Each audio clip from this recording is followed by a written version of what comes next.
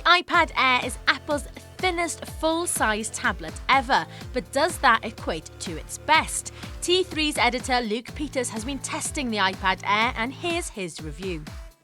Let's start with the size and build. At 6.9mm, the Sony Xperia Tablet Z remains the slimmest tablet in the world, but Apple has managed to shave almost 1.5mm off the iPad 4's unibody aluminium girth and almost 2cm off its width. Boasting a 1 pound heft, currently the iPad Air takes the title of the planet's lightest full-size tablet. It looks like a scaled-up iPad mini, the reduced bezels centering your eyes on the screen and making the chassis almost slim enough to hold in one hand. Picking up the iPad Air and using it for prolonged periods is an improved experience, where before a case of numb arm might happen after 20 minutes use, we found ourselves reading and web surfing for much longer. In short, it's simply a nicer tablet to use, taking all the best bits of the flagship iPad and refining the physical experience.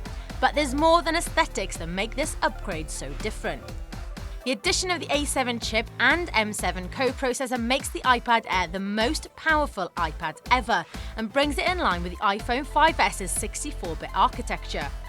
The same can be said of the M7 Motion co-processor. However, compared to the iPad 4, the Air renders iMovie video on the fly much quicker and zips around iOS 7 without any suggestion of lag. iOS 7 seems to be Apple's most Marmite operating system yet, with some T3 readers complaining of intermittent crashes and slowdown on older devices. In our testing the iPad Air, we didn't experience any freezes or meltdowns, even during serious use and flitting between apps. The iPad Air also comes with some wireless improvements. MIMO antennas are now packed inside the chassis, while LTE bands compatibility has been expanded to cover pretty much all 4G frequencies in existence. Unlike the iPad mini Retina, there's no storage capacity bump. Models remain at 16, 32, 64 and 128 gig.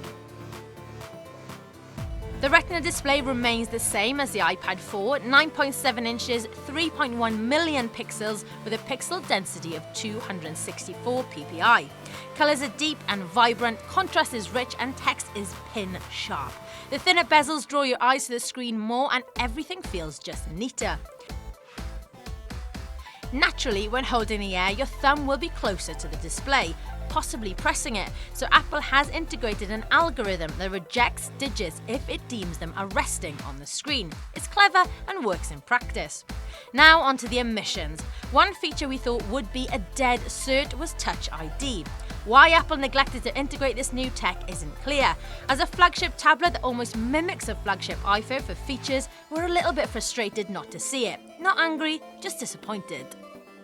On the flip side, the iPad Air comes with iWork and iLife for iOS, completely free.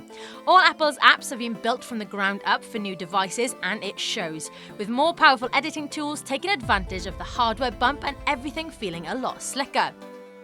Another mystery with this update is why Apple didn't upgrade the rear-facing 5-megapixel camera to the excellent 8-megapixel optics found in the iPhone 5S. It was pretty much the best thing about the 5S upgrade. You can now capture an HDR, 1080p video recording remains, and because of the A7 chip, can now benefit from a 3x zoom and automatic video stabilization. Mercifully, the front-facing camera has been upgraded to FaceTime HD, which is excellent. Apple quotes 10 hours of web surfing, video watching and music listening on one charge, with 9 hours web surfing on a mobile data network. In our testing, we found it didn't quite stretch this far in any situation, but mimicked that of the iPad 4, around 7 hours web surfing and 8 hours movies. To achieve the latter, you'll need the brightness set to around 75% and all wireless connectivity switched off. We did notice an improvement in standby, hardly any drain after a couple of days, which we assume is helped by a combination of the M7 co-processor switching high-energy functions off as soon as it detects the lack of use, and the more efficient A7 chip. Pitching the iPad Air against its competitors is quite easy. It's the best looking, premium and app-happy tablet on the market.